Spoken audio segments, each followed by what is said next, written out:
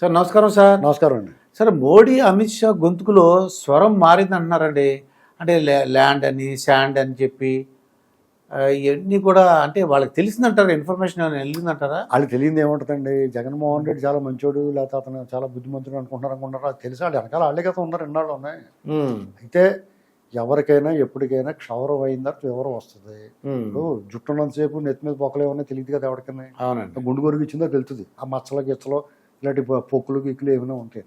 అందుకని క్షౌరం అయిన తర్వాత పూర్తిగా తెలిసింది. ఈ దొంగోళ్ళు ఏమైనా ఉంటే ప్రజలు చెడ్డ పేరు, దేశం మొత్తం మీద చెడ్డ పేరు వస్తుంది. ఇప్పటికే దొంగలతో సాహసం చేస్తున్నారు, దొంగోళ్ళని అవినీతి పరులకి మద్దతు ఇస్తున్నారు అనేటువంటి మాట్లాడతాం కదా. అవునండి. ఇప్పుడు పైగా పొత్తులో ఉన్నారు, వాళ్ళతోటి పొత్తు ధర్మం పాటించాలి, వాళ్ళతో వివాహం వీళ్ళతో రంకు చేయకూడదు అని చెప్పేసి వాళ్ళు కూడా జ్ఞానోదయం లాస్ట్లో మాట్లాడకపోతే బాగోదు. మోడీ గారు మొన్న వచ్చి మాట్లాడిన తర్వాత ఆయన నెగిటివ్గా వచ్చింది ఫీడ్బ్యాక్. ఇది కరెక్ట్గా లేదు, మోడీ గారిలో ఇంత గడ్డమన్నా కూడా అలా మాట్లాడకూడదు అని చెప్పి అనుకుంటున్నారు జనం. కాబట్టి స్వరం మార్చి ఉండొచ్చు. అమిత్ షా అయితే కొంచెం గట్టిగానే మాట్లాడాడు. వాళ్ళ పరిస్థితి బాగాలేదు, పైన కొంచెం అటు ఇటుగా ఉంది. అటువంటిప్పుడు రేపు సుజావుగా సాగాలి. రేపు పొద్దున్న వీళ్ళిద్దరు పొత్తు ఇప్పుడే కాదు, ఎలక్షన్లో ఎలా గెలుపుతారు, తర్వాత కూడా ఉభయతారకంగా ఉండాలి కదా. కాబట్టి ఆయన కొంచెం స్వరం మారింది. ఇంకా కఠినమైన చర్యలు ఉంటే జగన్మోహన్ రెడ్డికి ఊపిరి ఆడనివ్వరు. అతను ఏదైతే ఆధారపడి దేని బేస్ చేసుకుని ఎలక్షన్కి వెళ్దాం అనుకున్నాడో అది జరగదు. డబ్బులు పంచడం మోకాలు గడికి మోకాలు చెప్పులు తీసేస్తారు.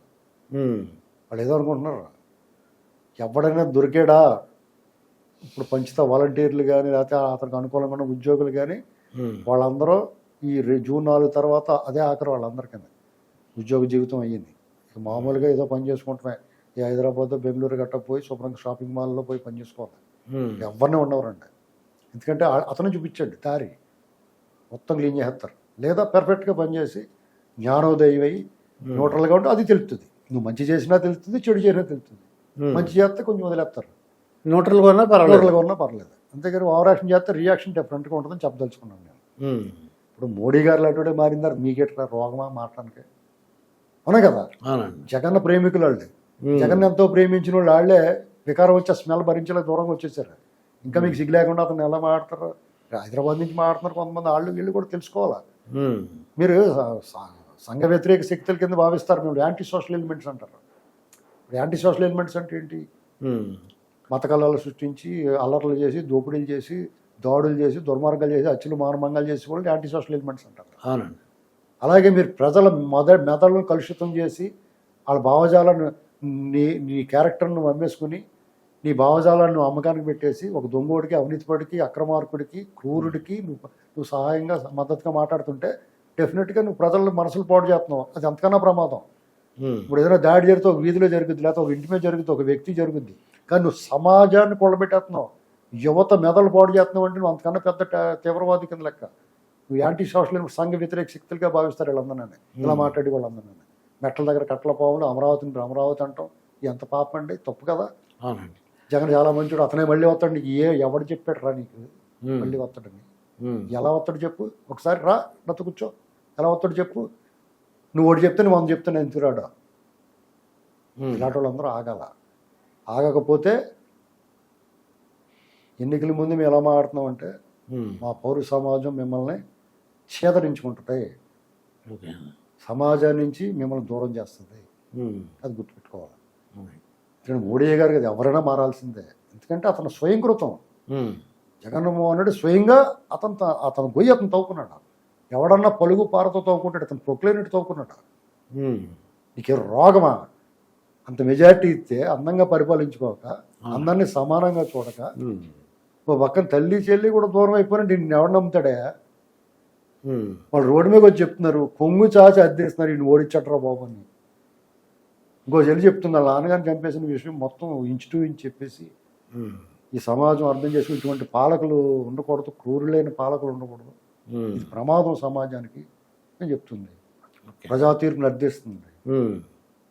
ఇంతకన్నా ఏం కావాలి? నీకేం రోగం? నీకు వాళ్ళ వెనకాల ఎగురుకుంటా గొంతులేయటానికి నీకు అర్థం బుద్ధి ఉండాలా? అక్కడ అన్నదంటున్నావా, గడి తింటున్నావా? ఇలా సమర్థించేవాడు ఎవడన్నా సరే, నువ్వు సమర్థించి మనసులో అభిమానం నోరు మూసుకూరుకో. నలుగురితో పాటు నారాయణ అన్నారు ప్రజలు. అలా నేను ఎంప్లాయీ చూడండి అలాగే వేసారు ఓట్లు. వాళ్ళు ఓట్లు లేకుండా చేద్దాం చూశారు, వాళ్ళే మారారు. 2 చేతులతో గుద్దేవన్న వాడు ఇంత పొట్టేసుకుని ఒకడు వాడికి ఉంటుందండి రేపు 4 తర్వాత. ఇలాంటి వాళ్ళు ఇవాళ మారారా లేదా? ఎగబడి ఓట్లేసారు, కసిగా ఓట్లేసారు, రేపు పొద్దున వాళ్ళే ఉంటారు బూతుల్లో. నీ అరాచకం సాగదు, నీ కథ ముగిసింది. నువ్వు ఒక్కడ ఓటు ఆపేవు, వేయకుండా వాళ్ళు ఓట్లు వేయకుండా ఆపడానికి విశ్వప్రయత్నం చేసాడు. ఎప్పుడైతే అంత వాళ్ళు 90% అండి టీడీపీకి వేసారు. వాళ్ళ 5 లక్షల ఓట్లు. వాళ్ళ తల్లి, చెల్లి, పిల్ల, అమ్మ, కొడుకు, కోళ్ళ, అల్లుడు కుటుంబం వీళ్ళందరూ కలిపి ఎంతమంది ఉంటారు? 5x5 అనుకోండి. అది ఎంతమంది? కనీసం 25-30 లక్షల మంది ఉంటారా? టీడీపీకి నీకు డిఫరెన్స్ 30 లక్షలే, అవుట్, నువ్వు అయిపోయావు, నీ పని అయిపోయింది. ఇంకా అనేక వర్గాలు, ఇసుక వల్ల బాధపడిన వాళ్ళు, టిట్కోయిల్ వాళ్ళు, మద్యం వల్ల బాధపడిన వాళ్ళు, నీ వేధింపులకు గురైన వాళ్ళు, నీ భూములు దుబ్బేయడం వల్ల బాధపడిన వాళ్ళు, నీ అప్పులు, ఇలా ఈ సమాజంలో అన్ని వర్గాలు. వీళ్ళు కాకుండా 10% ఎలైట్ పీపుల్ ఉంటారు. ఎడరీడే ఇలా చేస్తున్నాడో ఇడు ఉత్తర బాబు అనుకునే వాళ్ళు ఉంటారు, న్యూట్రల్గా ఉంటారు. వాళ్ళు నిన్ను అసహించుకుంటారు, కాంట్రీ చుమ్మేస్తున్నారు. నీ ముఖం కూడా చూడటానికి ఇష్టపడట్లేదు వాళ్ళు. నీకు అత్యంత ఘోర పరాభవం ఎదురవ్వబోతుంది. 3 రాజధానుల నుంచి కూడా మాట్లాడారు. అసలు మళ్ళీ మాట్లాడుతున్నాడు 3 రాజధానులు. సిగ్గుందా అసలు మాట్లాడటానికి? అటువంటి ఎలా సమర్థిస్తారు మీరు? ఒక రాష్ట్రం అయ్యా 5.5 కోట్ల ప్రజల భవిష్యత్తు మీద మీరు ఇలా విషం చిమ్మితే మిమ్మల్ని ఎందుకు క్షమించాలి? అవునా కదా? మోడీ, అమిత్ షా క్లియర్గా చెప్పారండి ఇక్కడ. మోడీ, అమిత్ షా ఏంటండి? మోడీ ఎవడన్నా నోరు మూసుకుని మాట్లాడాల్సిందే మంచిగానే. ఎవరికోసం మాట్లాడతారా? అంటే వాళ్ళకి ఎలా తెలిసింది ఇన్ఫర్మేషన్? అంటే తెలియటం ఏంటంటే వాళ్ళు దేశాన్ని పరిపాలించే వాళ్ళు వాళ్ళ అర్థములు ఏమన్నాను ఇప్పుడు ఏం జరుగుతుందో తెలీదా వాళ్ళకి? ఇవాళ కాదు, ఎప్పుడో తెలుసు వాళ్ళకి. ఇటు దొబ్బేసిన దాంట్లో సగం పంపేస్తాడు కాబట్టి వాళ్ళు ఇన్నాళ్ళు ఊరుకున్నారు. ఇక మళ్ళీ పడవములు వాళ్ళు భక్తు రాజకీయ నాయకులు అండి, గుజరాతీ బ్యాచ్, భక్తు వ్యాపారస్తులు వాళ్ళు. ఎవరి దగ్గర లాభం ఉంటే ఆడితో పని చేసుకుంటారు.